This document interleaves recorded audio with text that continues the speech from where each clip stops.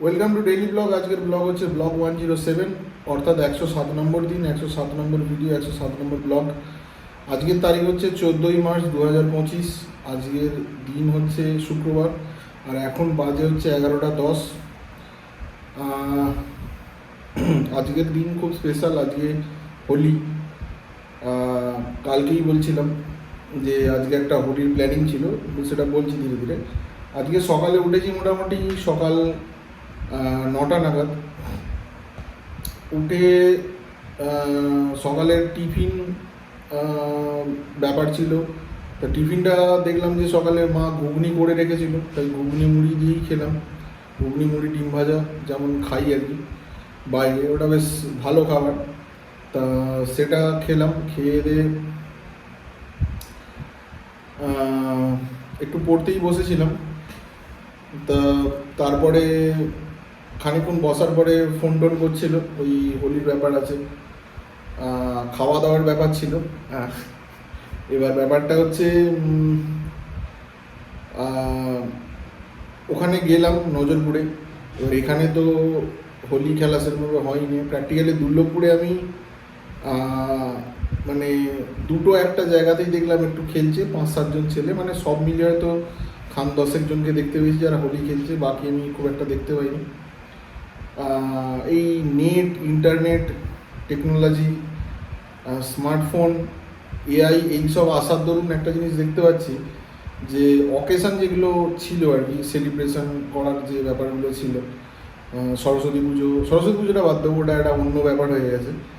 দুর্গা পুজো, তারপরে আরও যে সমস্ত পুজো আচ্ছা হতো, হোলি, এই সব ব্যাপারগুলো, পয়লা বৈশাখ, তারপরে এরকম ছোটোখাটো যেগুলো অকেশান হতো, বিশ্বকর্মা পুজোর সময় ঘুড়ি ওড়ানো, এরকম টুকিটাকি ব্যাপারগুলো আস্তে আস্তে যেন মানে অ্যাবলিস্ট হয়ে যাচ্ছে। মানে মানে মানুষজন প্রত্যেকেই, মানে খুব ছোট বয়স থেকে খুব বড় বয়স পর্যন্ত, মানে আমি এর মধ্যে এক্সক্লুডেড নয়, মানে আমিও ইনক্লুডেড।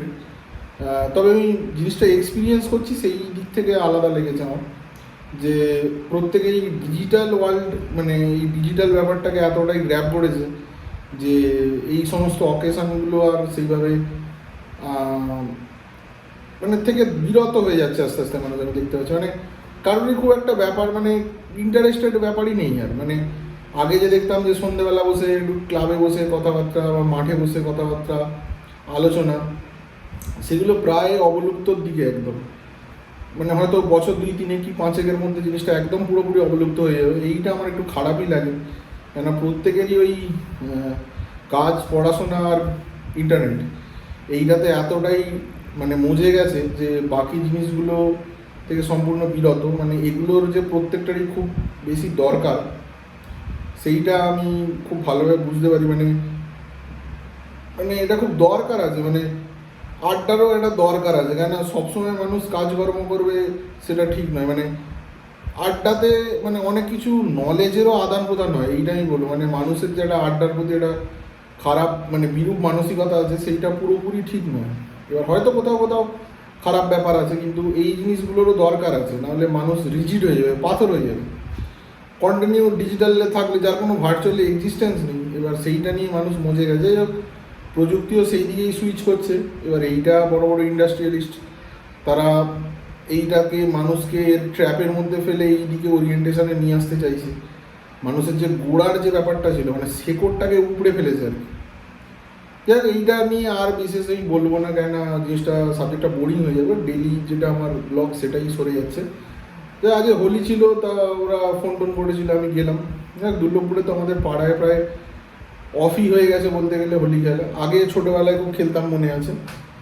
এবার সেই দিক থেকে একটু মানে কি বলবো, মানে মন খারাপই লাগে আর কি, ছোটোবেলায় যে ব্যাপারগুলো ছিল। তো বন্ধু বান্ধব আছে, আমি খেলতে পারছি। বোন, ওর হোলি খেলার খুব শখ, কিন্তু মানে ওদের সমবয়সী বন্ধু বান্ধবের না থাকার কারণে ওগুলো অ্যাভয়েড হয়ে যাচ্ছে, মানে হচ্ছে না আর কি, কিছু করার নেই। এবার পরিস্থিতির শিকার আর কি। যাই হোক, ওখানে গিয়ে তারপরে একটু রং টং খেলা হলো। তারপরে প্রথমে কথা ছিল যে বেনাপুরে যাওয়া হবে। তারপরে কথা হলো যে না, বেনাপুরে না, রাজেশদেরই একটা মাঠে একটা ওদের মানে বাগান মতো করা আছে, ওখানেই যাওয়া হবে। সেখানে গেলাম। এবার আমার সঙ্গে একটা স্যারের কথা হয়েছিল যে স্যারও যাবে বলছিল, সুজস দা আগেই বলেছি মাস্টারমশাই।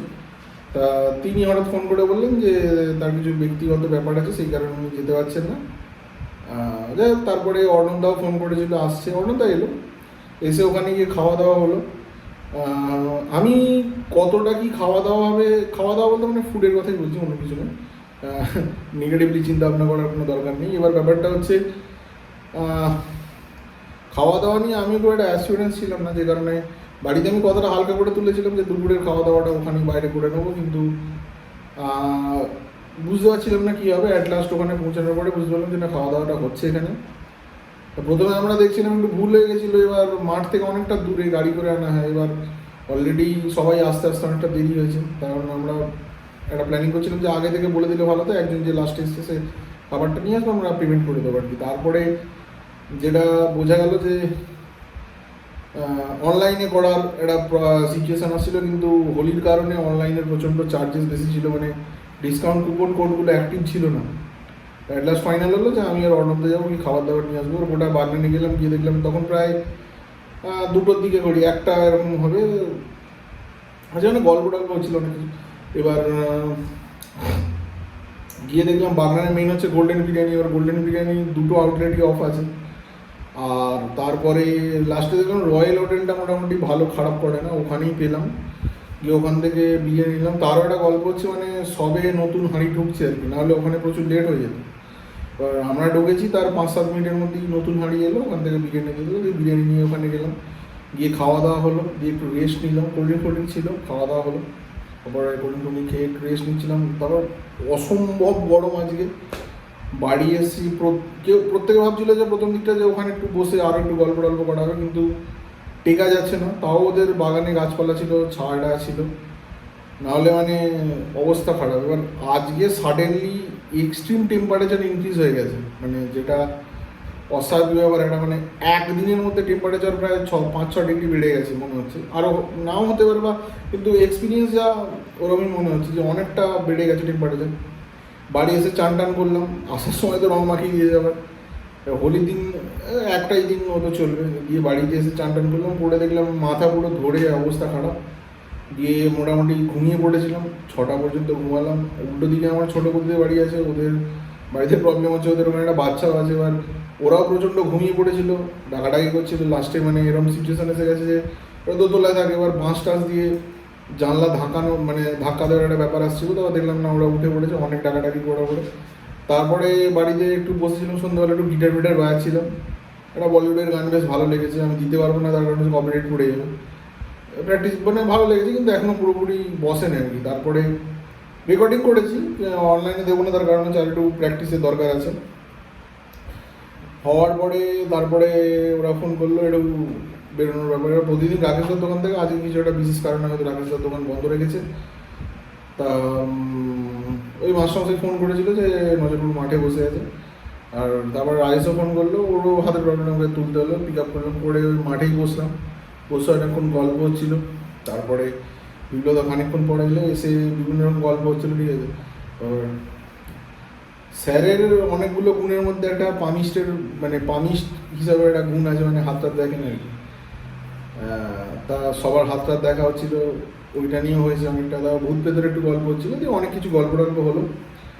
হয়ে তারপর বাড়িতে আমার ওই একটু আলু আর পেঁয়াজ আনার ব্যাপার ছিল, বাবা বলে দিয়েছিলো, আমি ওটা আনতে চলে গেলাম। এসে তারপর আরও 2-3 একজন অ্যাড হলো, হয়ে ওইসব হাত টাত ব্যাপার দেখা হচ্ছিলো। ওই হাতের রেখা টেখা এইসব আর কি। স্যারের ওই দিকে একটু ন্যাক আছে, এক্সপিরিয়েন্সও আছে বলছিল। তারপরে অনেক কিছু গল্প হলো। হওয়ার পরে ওখান থেকে বাড়ি চলে এলাম, এসে খাওয়া দাওয়া হয়ে গেছে, এবার শুয়ে পড়বো।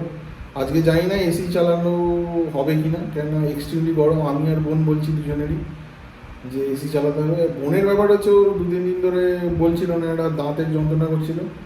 আজকে লাস্টে দাঁতের ডাক্তার দেখানো হলো, ওর কষের 2টো দাঁত আছে আর কি, 2 সাইডে। ওগুলো মেবি তুলতে হতে পারে বা এরকম কিছু একটা হতে পারে। যন্ত্রণা হচ্ছে 2 দিন ধরে, বুঝতে পারছি। ভোগান্তি আর কিছু করার নেই। আমার ক্ষেত্রে মানে এই প্রবলেমটা আসে না, আমার 16টাই বেরিয়ে গেছে, উপরে 16টা নিচে 16টা, 32টাই বেরিয়ে গেছে। আমার ক্ষেত্রে হয় না, ওর মেবি একটু প্রবলেম আসছে, কিছু করার নেই। এটা ভোগান্তি থাকে আর কি মানুষের, ভাগ্যচক্রে আর কি। যাই হোক, যা হবে আপডেট দিয়ে দেবো নিশ্চয়ই। আর বলার মতো সেরকম কিছু নেই। আজকের মতো এখানে ভিডিওটা শেষ করলাম। শুভরাত্রি, ধন্যবাদ। আর সবাইকে হোলির শুভেচ্ছা, ধন্যবাদ।